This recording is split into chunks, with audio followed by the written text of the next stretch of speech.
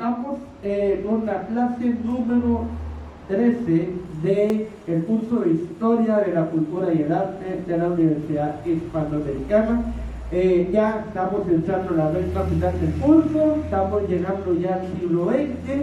Vamos a ver tanto en esta clase como en la siguiente, la número 14, todo lo que es la historia a grandes rasgos del siglo XX. Y también, obviamente, vamos a ver un poquito cuáles fueron los movimientos culturales y las expresiones artísticas que hubo en el siglo que terminó hace 20 años. Para empezar, vamos a ver una línea del tiempo para que ustedes puedan entender mejor cómo vamos a trabajar el siglo XX. La primera etapa dice que es de 1900 a 1914, lo que se llamó la paz armada. La paz armada, ahora vamos a explicar de qué se trata.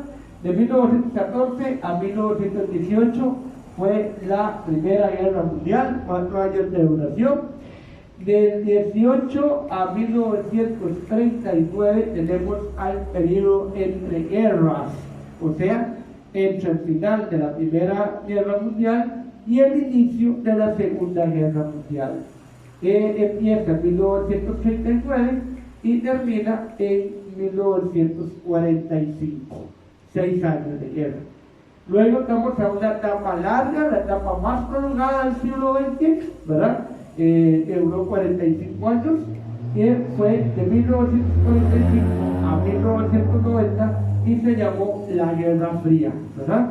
Y de último, del 90 al 2000 vamos a tener la posmodernidad. Bueno, la posmodernidad todavía hoy la seguimos viviendo. La posmodernidad es el último tema que vamos a ver en este curso y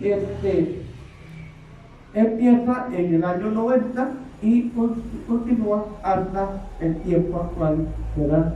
Ya bien echado el siglo XXI. Primeramente vamos a hablar del imperialismo.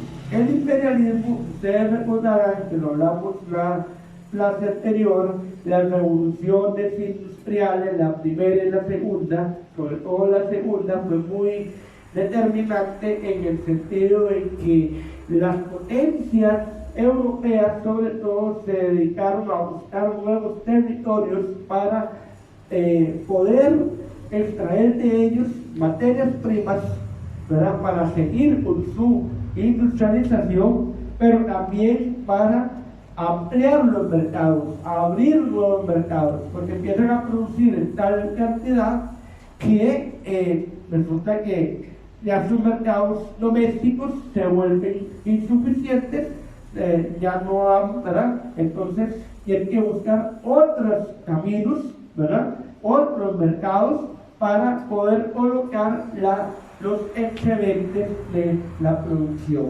Entonces, el imperialismo es una consecuencia lógica de la revolución industrial, se basa en la necesidad de buscar materias primas y nuevos mercados. Hay un fuerte aumento demográfico, como lo dijimos también ya, la medicina empieza a surgir, la medicina empieza a desarrollarse, nuevas medicinas, nuevos medicamentos, las enfermedades que por tanto tiempo habían atormentado al ser humano empiezan a ser aniquiladas, ¿verdad? Y eso genera una mejora en el cambio, en la calidad de vida de las personas. Ya esa mortalidad infantil que había, que casi que moría casi la mitad de los niños que nacían, ya se reduce, ¿verdad? Grandemente. Entonces eso aumenta no solamente que los niños puedan llegar a la etapa adulta, sino que en la etapa adulta ellos puedan ser simplemente personas pues sanas, sin enfermedades mortales, ¿verdad? Hay un desarrollo tecnológico y sensación de superioridad. Hay, como ya lo vimos, se crean medios de comunicación más, ¿verdad? Más sofisticados, ¿verdad? Ya se empiezan los trenes, se crea el automóvil, se crea el teléfono, ¿verdad? Entonces ya hay un avance no solo en la medicina, sino en los medios de comunicación, ¿verdad? En aquellos años. Y se da una colonización de África y Asia, ¿verdad? Entonces, Europa sabe que ya América lo perdió, que ya las naciones americanas ya son independientes, ya eso lo perdieron, entonces se van a colonizar Asia y África, o sea, China, la Indochina y en general el continente africano, ¿verdad? Y eso va a generar conflictos que van a llevar posteriormente a la Primera Guerra Mundial. En realidad van a existir dos formas de vida diferentes. Los estados imperialistas, o sea, los estados que dominan, los estados desarrollados, los estados industrializados y los territorios dominados, las colonias, que van a ver cómo se les impone, ¿verdad?, un estilo de vida completamente distinto al que estaban acostumbrados. El excedente de población europea necesita trabajo y lo encuentra en las colonias. Entonces, al haber más población en Europa, ya empieza a haber, digamos, un excedente de población y eso hace que el europeo se quiera ir a vivir a otras regiones, ¿verdad?, a las colonias, ¿verdad?, que ya tienen las potencias, ¿verdad? Hay una superioridad técnica y científica, producto de la misma industrialización, ¿verdad?, sobre las colonias, evidentemente.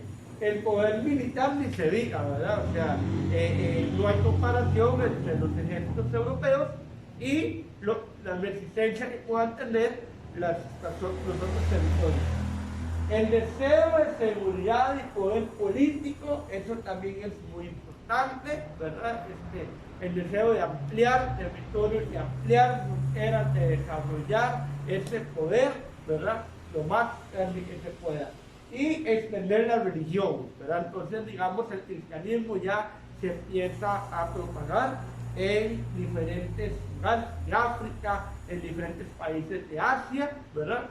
Porque la colonización lleva un proceso de aculturación, es decir, la cultura europea se va a imponer sobre las culturas locales, ¿verdad? Y entonces esto va a llevar a un sincretismo. ¿Y qué significa la palabra sincretismo? Sincretismo es la mezcla de cosas, ¿verdad? En este caso, el sincretismo religioso es mezclar religiones, ¿verdad? La religión autóctona, la religión que siempre he tenido yo, ¿verdad?, y mi pueblo y mi comunidad, mezclado con la religión del extranjero que viene a imponerme sus creencias, ¿verdad? Y algo muy importante, la creencia en la superioridad del hombre blanco y su obligación de civilizar, entre comillas civilizar, a las otras civilizaciones no europeas. Recuerden que al principio del curso hablamos de la teoría de la evolución de las especies de Charles Darwin. Y Darwin decía que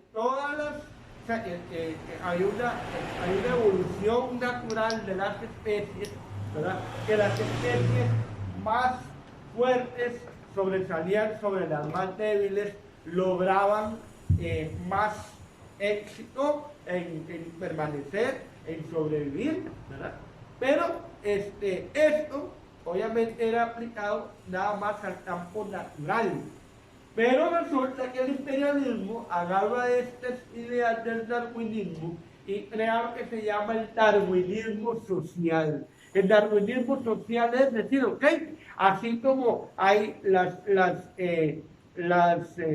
especies superiores o más fuertes dominan sobre las inferiores y las eliminan, así también las razas humanas, pongamos razas entre comillas también, ¿verdad?, o los grupos étnicos humanos también tienen esa característica. Entonces, las razas, el hombre blanco, el europeo blanco, rubio, de ojos claros, ese tiene una superioridad sobre el africano, sobre el asiático, sobre el latinoamericano, etc. ¿Verdad? Tiene una superioridad. Entonces, obviamente, ellos son los que dominan el mundo, ellos son los que tienen que civilizar, entre comillas, al resto del mundo, ellos son los que tienen que imponer sus valores, sus criterios, sus creencias, su forma de vida a estas otras culturas que son inferiores, entre comillas nuevamente, y que por eso necesitan que el europeo los salve de su salvajismo, los civilice, los eduque y los haga una sociedad más alta, pues llamémoslo, llamarlo de alguna forma, ¿verdad? Esas ideas del darwinismo, como les digo, lo que se va a llamar ahora darwinismo social, va a ser aplicado también por el nazismo y por Hitler durante la Segunda Guerra Mundial, ¿verdad? Ellos se van a creer la raza aria, la raza superior, y todos los demás son inferiores, judíos, gitanos, personas con discapacidad, personas con otras características son inferiores y hay que someterlos o eliminarlos. El darwinismo social le hizo mucho daño a la sociedad mundial, a la humanidad en general. El Imperio Británico nace con Elizabeth I, ¿verdad? Quien fomentó, la colonización y el establecimiento de compañías comerciales británicas. El Imperio Británico llegó a ser el más grande de la Tierra. Entonces, se le llegó a conocer el imperio donde nunca se pone el sol. ¿Por qué? Porque era tan extenso que en alguna parte de su extensión era de día siempre, ¿verdad? Digamos, si en Europa es de noche, en alguna de las colonias que ellos tenían en China, en no sé dónde, era de día. Entonces, el Imperio Británico era el imperio donde nunca se ponía el sol. El imperialismo británico del siglo XVIII destaca por lo siguiente: por el Tratado de Utrecht, firmado en 1713, en el que Francia cede a los ingleses la mayor parte de sus territorios americanos, por la Guerra de los 7 años, que fue el resultado de la rivalidad otra vez entre ingleses y franceses, y durante esta guerra los ingleses se hicieron con el control de la India. Es muy importante, la India va a ser la joya de la corona para los británicos. Acabó con el Tratado de París, con el que Gran Bretaña obtuvo importantes territorios. Y además se da la conquista por parte de los ingleses de los territorios que ahora se llaman Senegal y Gambia, que en aquel tiempo se llamaban Senegambia, ¿verdad? Estableciendo sus primeras bases en el oeste de África. La pérdida de colonias americanas a finales del siglo XVIII, las 13 colonias que vimos la semana anterior, significó un golpe al imperialismo británico. Por ello tuvieron que buscar otras tierras para compensar dicha pérdida. Tras la batalla de Trafalgar, Inglaterra se convirtió en la potencia naval más grande del mundo, que se caracterizó por ubicarse en África, Asia y el Pacífico, ¿verdad? Los territorios conquistados eran ahora territorios ocupados y no nuevas sociedades como en siglos anteriores. No es, digamos, que llegaban peregrinos, como en el caso de las tierras americanas, ¿verdad? Norteamérica, que llegaban peregrinos ahí a empezar de cero, a levantar una sociedad de cero. No, aquí son territorios que ya existían, agrupamiento de personas, ¿verdad? Que ya estaban ahí y que ellos los muchachos llegaban a dominar sobre lo que ya estaba establecido. Y hubo más prisa por ocupar territorios, lo que provocó guerras entre las distintas fuerzas europeas que culminaron en la Primera Guerra Mundial. Las razones que explican estas prisas por conquistar territorios son básicamente dos. Ya dijimos que el crecimiento industrial llevó a un imperialismo financiero y comercial, es decir, ampliar el mercado, los territorios y la consecución de materias primas. Y número dos, el crecimiento de la población hizo que mucha gente emigrara para encontrar trabajo y mejores expectativas, que fue lo que explicamos al principio. Un sentimiento nacionalista basado en la creencia de la supremacía de la raza blanca, en particular de la británica, fue apoyada por el político Chamberlain, que llegó a ser primer ministro de Inglaterra, y el escritor Kipling: el hombre blanco europeo debe civilizar a los demás. En el siglo XIX, las colonias británicas eran Australia, Nueva Zelanda, la India, que proporcionaba algodón y té. La India fue la joya de la corona, no solamente por ser la proveedora de esas materias primas, sino también porque sirvió como punta de lanza para conquistar otros territorios como Birmania, Malasia, Singapur y Afganistán. También China, ¿verdad? Fueron famosas las guerras del opio contra los chinos, ¿verdad? Y lograron conseguir el dominio de Hong Kong, que Inglaterra devolvió en 1997, ¿verdad? Y África, que tuvo que repartirla con las otras potencias europeas como si fuera un queque. Cuando uno va a una fiesta de cumpleaños, ¿verdad? Es bonito que uno le den el queque de cumpleaños, ¿verdad? Y cuando vienen lo parten y a cada uno le dan una tajada. Bueno, con las tierras colonizadas pasó eso, en África y también en China, como vemos aquí en la caricatura. Vemos, aquí tenemos a la reina de Inglaterra, al canciller alemán, al zar de Rusia, a Francia y a Japón, estos cuatro repartiéndose el dominio de China, que está aquí atrás reclamando, ¿verdad? Que cómo es posible. Entonces se lo repartieron. El reparto colonial fue como un queque. Y en el caso de África, muy interesante, porque así, te estoy diciendo tal cual fue: agarraron un mapa de África, agarraron una regla, agarraron un lápiz, empezaron a tirar rayas por todos lados, y eso fue lo que se fueron repartiendo las potencias europeas. Entonces, ¿qué sucedió en África? Que tribus enemigas quedaron metidas dentro de un mismo país, y con eso hay tantas guerras. O que una tribu quedó, le pasaron la raya por el medio y la mitad quedó en un país y la otra mitad quedó en otro país. Y entonces, por eso ha habido tanto conflicto en África a lo largo de los años, porque las divisiones no fueron naturales, sino simplemente antojadizas del hombre europeo.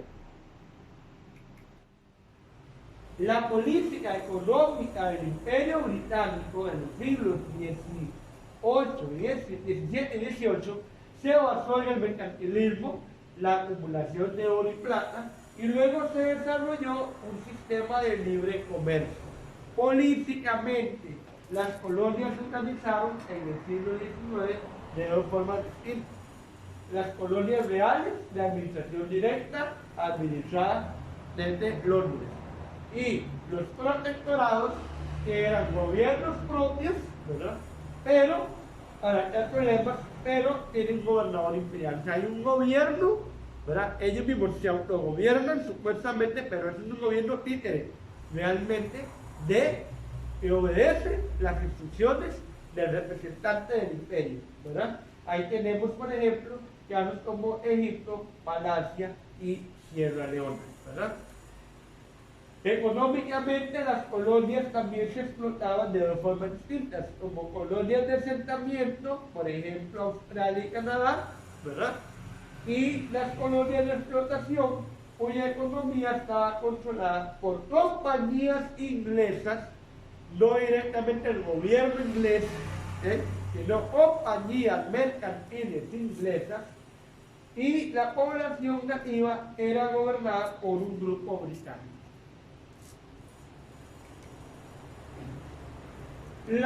El imperialismo se reflejó en la literatura de aquella época, tenemos a Joseph Conrad y a Rudyard Kipling, que no eran británicos, pero se naturalizaron británicos y escribieron, ¿verdad? Conrad, por ejemplo, escribió sobre las colonias europeas y sobre una corrompida sociedad europea, sobre la naturaleza y los efectos del imperialismo económico y social. Y Kipling escribió sobre la India británica. Son un gran legado histórico. ¿Por qué? Porque sus temas tienen como telón de fondo la India y sus habitantes. Y sus personajes son soldados y civiles que insisten sobre la importancia de la disciplina, la autoridad, la obediencia y el patriotismo. El imperialismo entonces fue una doctrina de superioridad racial blanca. Londres se convirtió en la principal ciudad del mundo.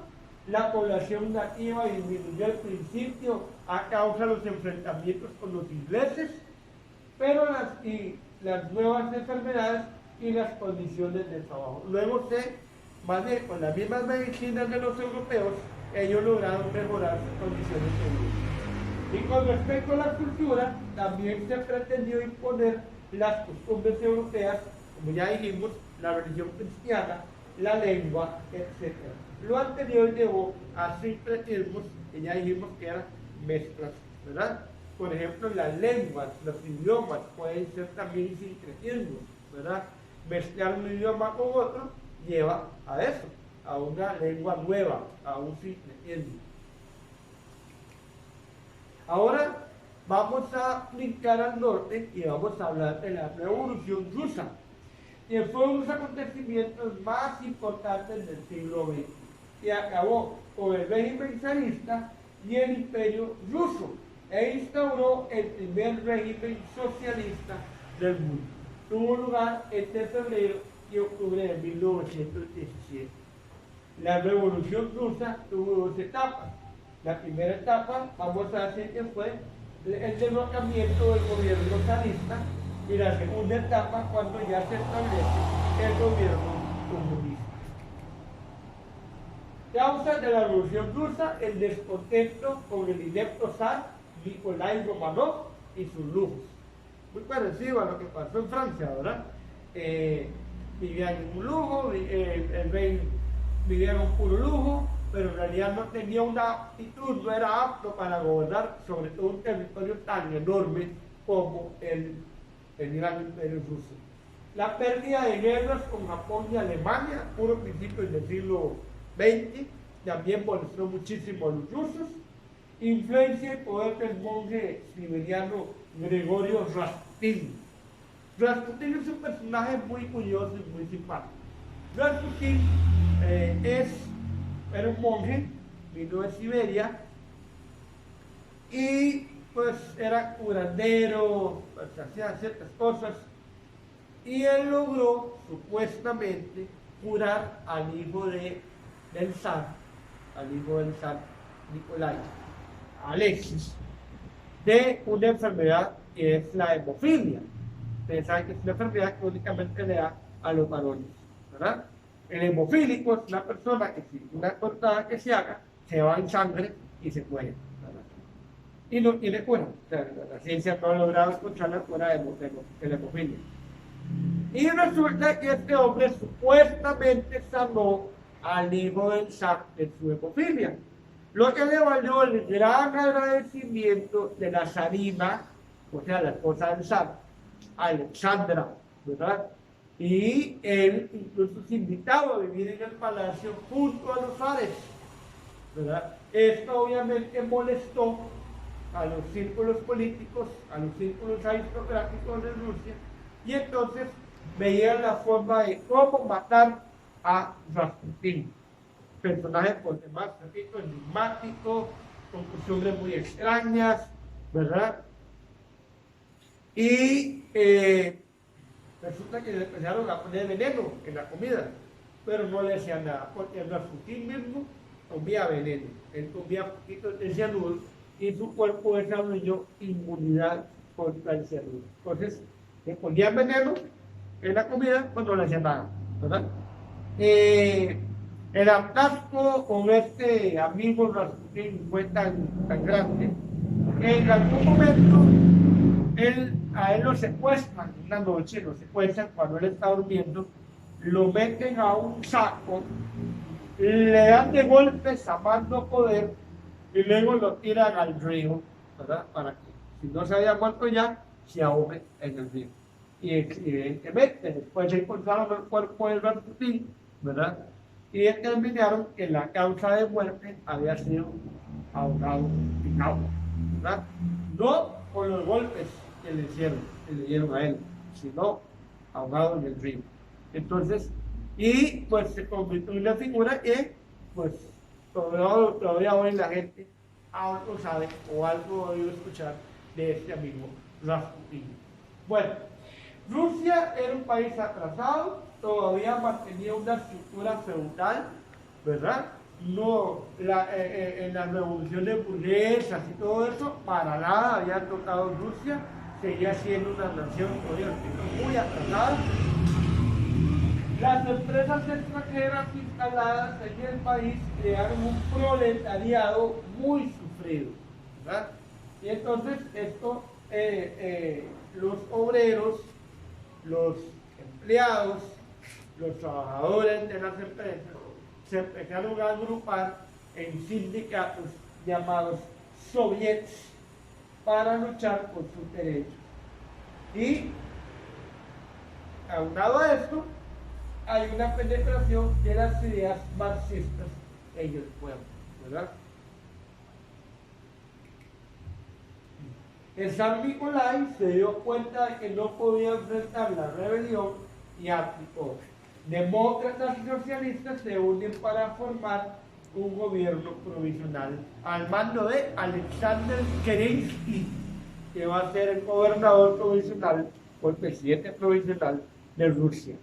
El zar y su familia fueron ejecutados.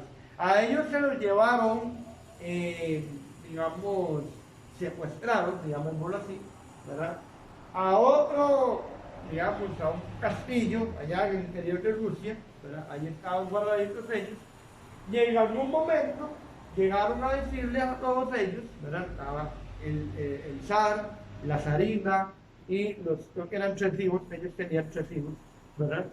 Y los invitan a ir al sótano para tomarles una fotografía, ¿verdad? Recuerden que la fotografía en aquel tiempo era algo todavía muy novedoso y claro, solamente gente importante era la que salía en las fotografías y era algo muy inusual, ¿verdad? Tomarse la fotografía.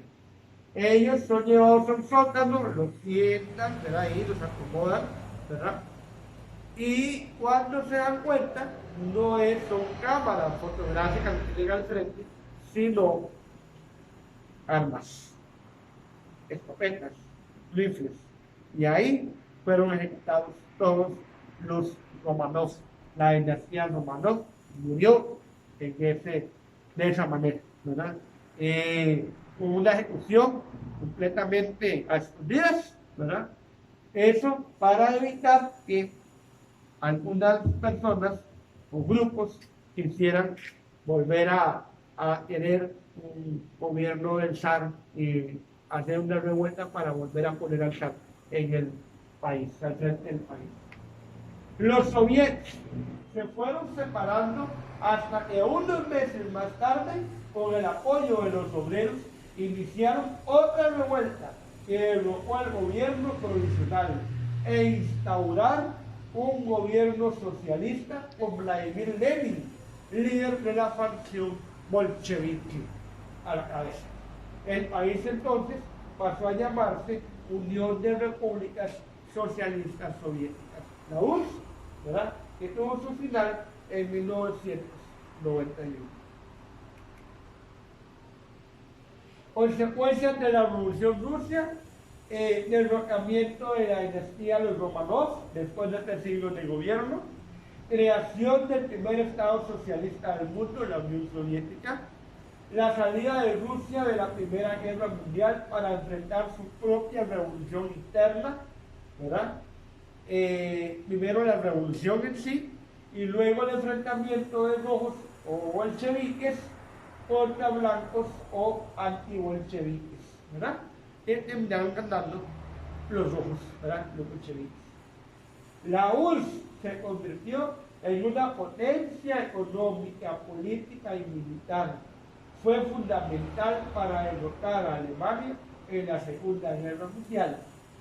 Y después de esto, tiene un enfrentamiento ideológico con Estados Unidos de América, el socialismo contra el capitalismo.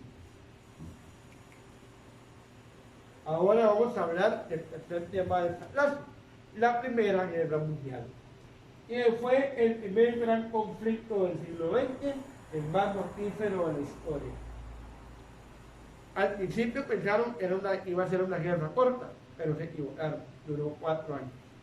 Y al finalizar la guerra, pensaron que esa iba a ser la última guerra a la humanidad y que a partir de ahí el hombre iba a vivir en paz y armonía por los siglos de los siglos. Amén. Pero no, ¿verdad? Eso lamentablemente no fue así. El detonante de la Primera Guerra Mundial fue el asesinato del archiduque Francisco Fernando en Sarajevo, en Bosnia-Herzegovina, capital de Bosnia-Herzegovina, en junio de 1914. Y tuvo una duración, como ya dijimos, de 4 años. Antecedentes de la Primera Guerra Mundial, la paz armada. La paz armada se extendió desde el final de la guerra franco-prusiana hasta el inicio de la Primera Guerra Mundial. Se llama así porque fue una época de paz, pero las potencias se estaban preparando para una eventual guerra. Hay un dicho antiguo que dice: si quieres la paz, prepárate para la guerra, ¿verdad? Entonces, no había conflictos abiertos entre las potencias, pero sabían que en cualquier momento la chispa de la guerra iba a estallar y había que estar preparado para cuando llegara ese momento. Hay un gran desarrollo bélico, se crean nuevas armas. Miren, la mayoría de los inventos que hoy conocemos, que hoy tenemos, fueron creados con fines bélicos. O sea, lo militar casi siempre lleva a la delantera en la fabricación de nuevos aparatos y nuevas tecnologías. La desconfianza entre las potencias era tal que enfrentaron a formar alianzas unos contra otros. Los afanes nacionalistas e imperialistas de las potencias, su obsesión por conseguir materias primas y por seguir desarrollando nuevos mercados, generó continuas tensiones. Gran Bretaña y Francia ahora tenían nuevos competidores, lo que se llamaban potencias emergentes. En este caso, iban a ser Alemania y Estados Unidos. Las potencias europeas se dividieron en 2 bandos muy marcados: la Triple Alianza y la Triple Entente. La Triple Alianza estaba conformada por el Imperio Alemán o el Segundo Reich, el Imperio Austrohúngaro, ¿verdad? Estas 2 últimas llamadas las potencias centrales, eran como en el centro de Europa, e Italia, y después cambió de bando. Luego se agregó el Imperio Turco Otomano y Bulgaria. La Triple Entente o la Triple Inteligencia fue conformada por Gran Bretaña, Francia y el Imperio Ruso. Después se unieron Italia, Estados Unidos y Japón. El Imperio Austrohúngaro se anexó Bosnia-Herzegovina, lo que molestó a Serbia, país vecino de Bosnia, ¿verdad? Cuando el archiduque austrohúngaro desfilaba por Sarajevo, fue asesinado por un nacionalista serbio. El imperio pidió explicaciones a Serbia, quien no aceptó sus condiciones. El imperio invadió Serbia y eso destapó declaraciones de guerra de unos contra otros. Al principio pensaron que la guerra sería corta, pero estaban muy equivocados. Se le llamó la guerra de trincheras. Las trincheras son, digamos, como zanjas son zanjas que se hacen en tierra, ¿verdad? Los soldados se meten en esas zanjas, ¿verdad? Y ahí ellos disparan al enemigo, ¿verdad? Eso se llama trincheras, ¿verdad? Esto debido al uso de trincheras para combatir frente a frente, lo que trabó la guerra, porque de ahí era dispararse, dispararse, dispararse, pero nadie se hacía daño porque estaban metidos ahí bajo tierra. Quedaron en desuso recursos como la caballería, ya también obsoleto eso, ¿verdad? Y más bien se estrenaron nuevas armas, metralletas o ametralladoras, aviones, a ponerse en el Barón Rojo, ¿verdad? Avión alemán, lanzallamas, gas venenoso y tanques de guerra. En el centro de Europa hubo dos frentes, el occidental y el oriental. En el frente, vamos a ver algunos de los frentes, no vamos a ver todos, para que ustedes tienen las lecturas, ¿verdad? Ya para verlo con más detalle. Aquí vamos a hacer como un resumen, ¿verdad? De la lectura que ustedes tienen que hacer. El frente occidental tenemos que Alemania invade Bélgica y eso lo lleva a una lucha contra el ejército francés que recibe apoyo inglés. O sea, en el frente occidental estaba Alemania luchando contra Francia y los británicos. En el frente oriental, Alemania lucha contra el mediocre ejército ruso y lo vence en dos ocasiones. El frente balcánico, ¿verdad? Los Balcanes es la zona donde está Bosnia, Serbia, Croacia, incluso Bulgaria está ahí cerca. Esa zona se llama los Balcanes. Y allí se enfrentaron todos contra todos, como el centro más de la guerra en sí. Y en Medio Oriente también hubo un frente importante en la campaña de los Dardanelos, ¿verdad? Estrecho que separa hacia Europa en Turquía. Estamos hablando aquí del Imperio Turco Otomano en aquel tiempo. Los aliados atacaron Turquía, pero estos resistieron y aquello se convirtió en un desastre. La guerra se estanca, pero ocurren dos sucesos trascendentales. El ingreso de Estados Unidos, ¿verdad? El hundimiento del buque Lusitania por parte de un submarino alemán provocó la entrada del país norteamericano a la guerra. El apoyo de Estados Unidos será fundamental, aunque sus efectos tardaron en sentirse. Y el otro elemento fundamental, como ya lo mencionamos hace un rato, es la Revolución Rusa. El zar cae y el nuevo gobernante será Alexander Kerensky. Su gobierno fue breve, fue derrocado por los bolcheviques. Estos firmaron con Alemania la suspensión de la guerra. Y Rusia se salió de la guerra para enfrentar su propio conflicto interno. El fin de la guerra. Alemania invade Francia, pero fracasa. Ya el ejército está cansado. No tienen una buena estrategia. En los Balcanes, Hungría y Turquía llegan al límite y también se rinden. Italia se encarga de derrotar al Imperio Húngaro y la dinastía de los Habsburgo derrumbó. Y hasta ahí llegó el Imperio Húngaro. El ejército alemán ya no da más y los aliados irrumpen en Bélgica. Ya saben que la guerra está perdida. El Kaiser huye a Holanda y Alemania se convierte en democracia, pero será por poco tiempo. Al principio creían que esta sería la última de todas las guerras y que el hombre aprendería al fin a convivir en paz y armonía. Nada que ver. Un año después se firmó el Tratado de Versalles. Aquí las potencias vencedoras se repartieron premios y señalaron a una sola culpable, Alemania. Las duras sanciones a los hermanos llevaron a la formación de partidos ultranacionalistas, uno de ellos el partido nazi. Se acabaron todos los imperios que aún quedaban, el alemán, el ruso, el austrohúngaro y el turco otomano. Se creó la Sociedad de Naciones, pero tuvo poco éxito.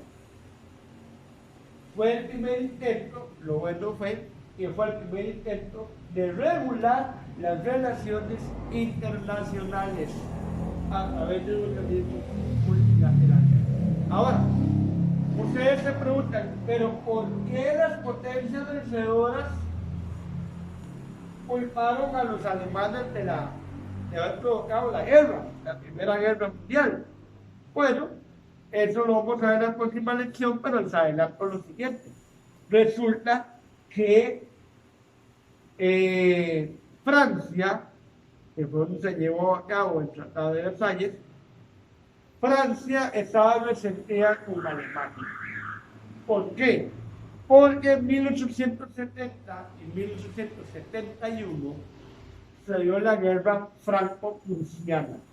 Prusia es el antiguo nombre de Alemania. ¿Ya? Y la bandera prusiana es tres franjas, negro arriba, el centro blanco y negro abajo. Negro, blanco, negro. Y por eso la selección de Alemania fue con camiseta blanca y pantaloneta negra. ¿Verdad?